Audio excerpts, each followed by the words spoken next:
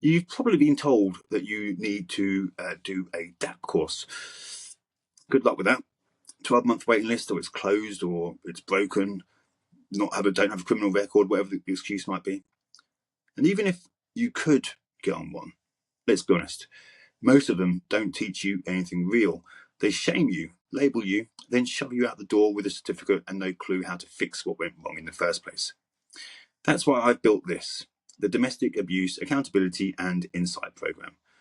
DAAIP is for men who are ready to face the truth, not get destroyed by it. This isn't about begging the court. It's about showing them you get it, that you've done the work, that you understand how your behaviour affected her and your kids, that you're not some villain.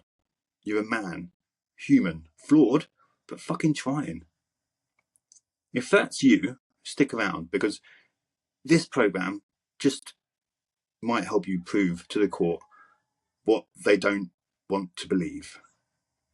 That you're changing, that you're serious, and that you do care for your kids and have respect for your ex-partner.